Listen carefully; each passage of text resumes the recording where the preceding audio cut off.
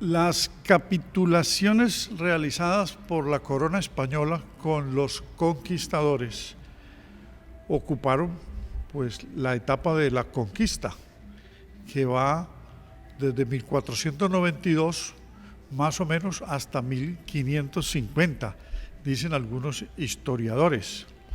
Esas capitulaciones consistían en una firma contractual con la Casa Real de la corona española para que, como adelantados, los españoles que viajaron, muchos de ellos iletrados, otros exprisioneros, desocupados y aventureros, pues el objetivo era conseguir tierras para la corona española, porque se trataba de un proceso de conquista, de posesión y de despojo.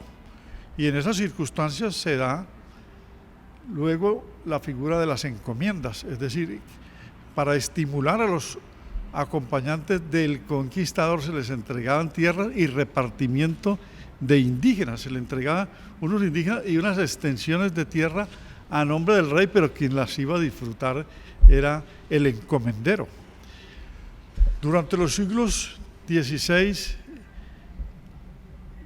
y XVII, lo que se hizo en esos 50 primeros años, pues contribuyó para el fortalecimiento de la riqueza ultramarina de la corona, y allí despojaron a los indígenas, los exterminaron, los asesinaron,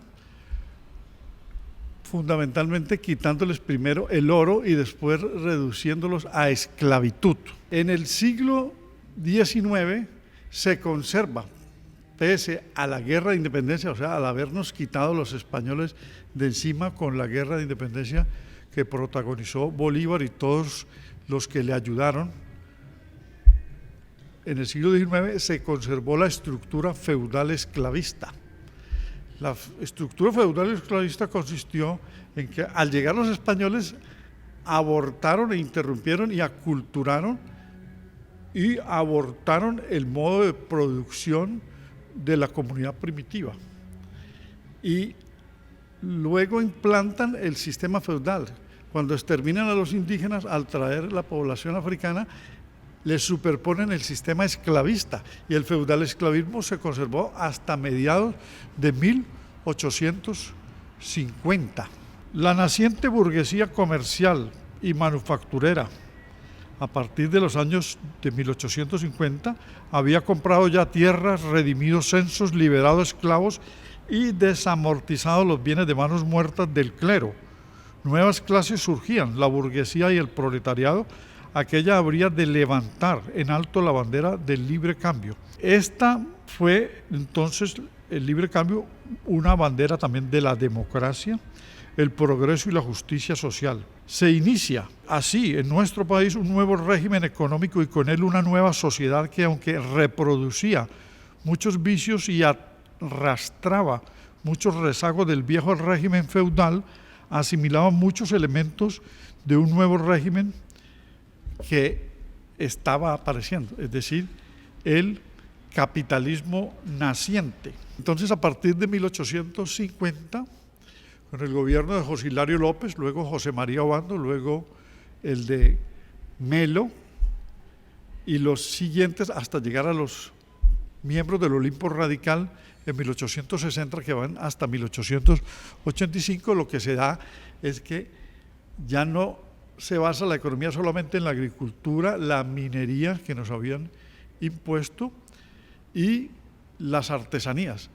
Los manufactureros van a progresar y va a haber una naciente burguesía comercial, o sea, el mercantilismo despeja con la introducción del capital extranjero. Pero muchas fueron las modalidades de apropiación y concentración de tierras a partir de la guerra de independencia, que se va a conservar esta modalidad o modus operandi diverso en todo el resto del siglo XIX. Primero, la venta de baldíos para pagar deuda pública. Segundo, la venta directa, o sea, las tradiciones, las compraventas.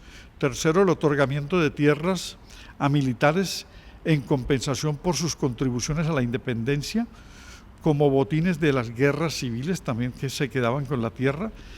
Cuarto, tierras ofrecidas a inmigrantes extranjeros para que poblaran regiones. Quinto, la colonización interior del país por empresarios y por campesinos colonos. La apropiación ilegal, sexto, de tierras públicas en una situación de arbitrariedad y de ilegalidad de títulos. Séptimo, la entrega de tierras a colonos en pequeñas cantidades, la adjudicación para la explotación de quina, caucho, tagua y otras especies en los bosques nacionales, que estimuló la exportación. Ese es el punto octavo. 9, la entrega de baldíos a cambio de construcción de obras públicas. 10, la entrega de baldíos para la explotación petrolera y minera a compañías extranjeras. La ampliación de linderos y apropiación usando la fuerza y artimañas de ilegalidad. 12, la falsificación de títulos y uso de instrumentos jurídicos. 13, la apropiación ilegal de tierras alrededor de ciénagas y lagunas para el pastoreo. Y 14, la violencia contra comunidades indígenas, afrodescendientes. O sea que continuó el despojo también de indígenas y los resguardos que quedaban fueron diezmados. Lo mismo a los afrodescendientes que comenzaban a obtener algunas pequeñas propiedades, eran ínfimas. Quisiera entonces terminar diciendo que los baldíos fueron feriados en el siglo XIX, es decir, todos los gobiernos entregaron tierras redimiéndolas por bonos. La gente compraba los bonos para solucionar los déficits del aparato del Estado y las eventuales crisis o quiebras que pudiese tener, y luego se les entregaban tierras de baldíos.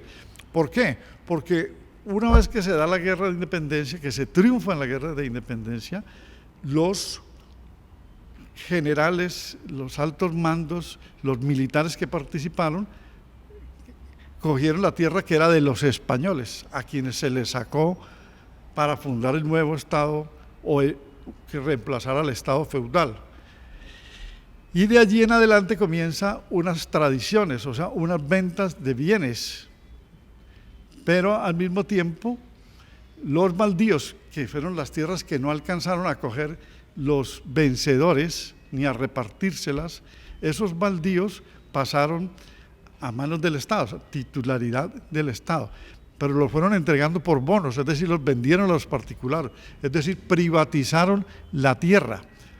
Y así los terratenientes aparecieron en el siglo XIX, comprando los bienes públicos y el Estado despojándose de ellos. Se alimentó la colonización, pero para campesinos y colonos pobres, en una modalidad de latifundio y de minifundio, y se les dejó el minifundio estimulándoles que lo hicieran siempre y cuando fuera por poblados, es decir, estimularon la colonización y la fundación de pueblos, y se les entregaba baldíos. Por eso tantos pueblos en la primera oleada de colonización antioqueña y en la segunda. La primera va de 1860 hasta 1900 y la segunda de 1900 a 1930 más o menos. De esa manera aparecieron los poblados y le entregaron pequeños títulos para que la exportación se estimulara con las nuevas tierras que iban a producir agrícolamente, y para que la mano de obra de ellos flotante, porque nacieron fue minifundistas y campesinos pobres, sirviera a los otros que ya tenían constituidas sus haciendas. O sea, otra forma de inducir al engaño para tener mano de obra barata.